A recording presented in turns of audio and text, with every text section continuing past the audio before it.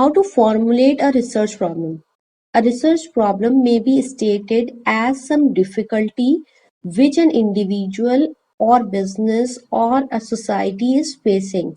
Suppose कोई individual किसी problem को फेस कर रहा है या बिजनेस में कोई प्रॉब्लम है या किसी सोसाइटी में, इकोनॉमी में, कंट्री में कोई प्रॉब्लम है and the solution on the existing difficulty is solve और हमें उस प्रॉब्लम का कोई सॉल्यूशन ढूंढना है, तो वो प्रॉब्लम जो है वो हम एक रिसर्च प्रॉब्लम के तौर पर ले सकते हैं। As it is often said, a problem और difficulty stated clearly is treated to be half solve.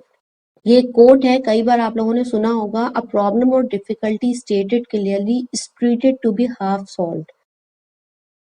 Suppose हम डॉक्टर के पास जाते हैं, अगर हम अपनी प्रॉब्लम उसे कायदे से बता दें तो डॉक्टर फौरन उस प्रॉब्लम को समझ लेता है और उतनी ही सही दवा हमें मिलती है। अगर हम डॉक्टर के पास जाके अपनी आधी अधूरी प्रॉब्लम बताएं तो डॉक्टर हमें एग्जैक्टली हमारे सिम्टम्स को नहीं जान पाएगा और हमें सही दवा नहीं मिल पाएगी। तो ये कहा जाता है कि अगर आप अपनी प्रॉब्लम को सही से आइडेंटिफाई कर लें तो आधी आपकी प्रॉब्लम वहीं सॉल्व हो जाती है। सपोज कोई इंसान परेशान है, किसी परेशानी से जूझ रहा है, लेकिन वो बहुत कायदे से समझ नहीं पा रहा कि यार मुझे प्रॉब्लम है क्या।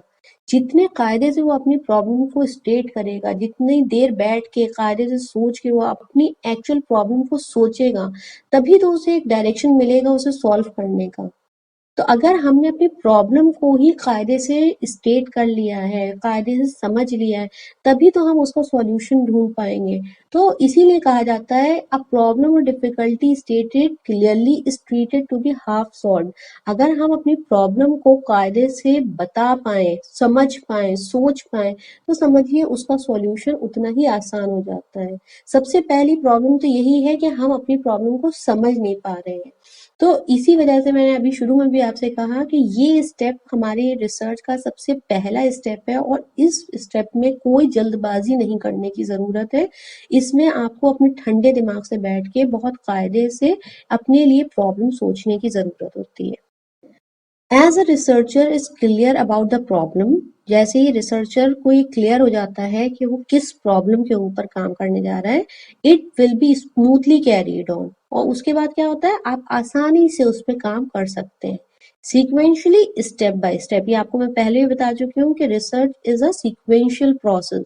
आप sequentially step by step actions लेते हैं in the process of execution of the research work, अपना रिसर्च वर्क पूरा करने के लिए।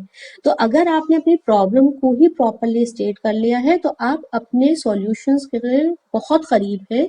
आप स्टेप बाय स्टेप उसके लिए सॉल्यूशंस ढूंढ सकते हैं।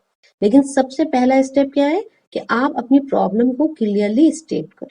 जितना क्लियरली आप अपनी प्रॉब्लम को समझेंगे उतना ही अच्छा आप अपनी सॉल्यूशन को निकाल पाएंगे। Now, what is the process of formulation of a research problem? Process क्या होता है, कैसे हम रिसर्च प्रॉब्लम सिलेक्ट करेंगे? सबसे पहली चीज ग्रुप डिस्कशन। सबसे पहला और आसान तरीका है, आप बैठे हैं, आपको नहीं समझ में आ रहा कि आप रिसर्च कैसे करें, किस टॉपिक पे रिसर्च करें, तो आपका सबसे आसान तरीका है आप ग्रुप डिस्कशंस कीजिए। आप अपने फ्रेंड्स के साथ बैठिए, अपने कोलीग्स के साथ बैठिए, अपने टीचर्स के साथ बैठिए, गाइड्स के साथ बैठिए, या पर्टिकुलरली जिस टॉपिक के बारे में आप रिसर्च करना चाहते हैं उन एक्सपर्ट्स के साथ बैठिए और एक पर्टिकुलर टॉपिक के बारे में बैठ के डिस्कशन कीजिए उन लोगों से।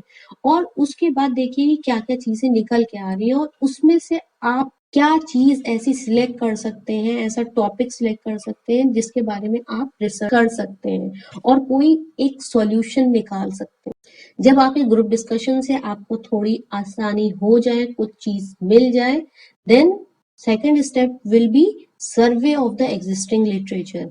अब आपने सोच लिया कि आपको करना क्या है, आपको समझ में आ गया आपको करना क्या है, एक टॉपिक आपको मिल गया। Now you should do the survey of the existing literature. अब आप लिटरेचर के बारे में देखिए, पुराना लिटरेचर पढ़िए, बुक्स से, जर्नल से, आर्टिकल से, रिसर्चेस से, गूगल पे आप बहुत सारी जगहों से लिटरेचर पढ़ सकते हैं। जाइए, पढ़िए उस पर्टिकुलर टॉपिक के बारे में। आज से पहले, आपसे पहले किन किन लोगों ने उस टॉपिक के बारे में पढ़ा है, रिसर्च की है, लिखा है, क्या लिखा है, और आप जो सोच रहे हैं वो कितना अलग है उससे। तो आपका सेकंड काम क्या होगा, पहले आप ग्रुप डिस्कशन करिए, कोई टॉपिक निकालिए, उसमें से ढूंढ के ग्रुप डिस्कशन में से कुछ निकल के आएगा आपके पास, फिर उसके बारे में जाइए, लिटरेचर पढ़िए उसके बारे में, and then systematic inquiry through pilot survey. और उसके बाद आपका क्या काम है कि आप एक पायलट सर्वे करिए। पायलट सर्वे क्या चीज होती है, पायलट सर्वे कहते हैं कि जब हम पूरी रिसर्च करने जा रहे होते हैं उससे पहले हम एक छोटी सी रिसर्च करके देखते हैं। सपोज एक रिसर्च हम करने जा रहे हैं 400 लोगों के बारे में, तो वो एक बहुत बड़ी रिसर्च है। उसको करने से पहले अपनी पूरी टाइम, एनर्जी, मनी उसमें लगाने से पहले हमारे लिए क्या आसानी है कि हम एक छोटी सी रिसर्च 20 लोगों पे करके देख लें।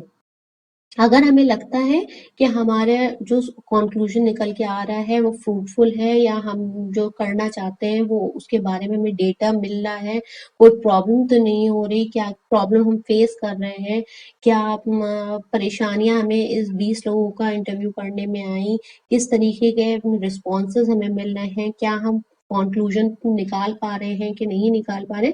अगर हम पायलट सर्वे करके देख लेते हैं, अगर पायलट सर्वे में ये समझ में आता है कि हाँ ये पॉसिबल है करना, then you go for it. अगर आपको पायलट सर्वे करके लगता है कि यानी कि छोटी रिसर्च करके 20, 25, 30 लोगों की करके लगता है कि ये फ्रूटफुल नहीं रहेगा 400-500 लोगों के ऊपर टाइम इसमें स्पेंड करने में, या इंटरव्यू करने में, या आगे आने वाले वक्त में अपना इतनी टाइम और एनर्जी लगाने में, तो आप इस टॉपिक पे रिसर्च मत करिए, दूसरी प्रॉब्लम सोचिए।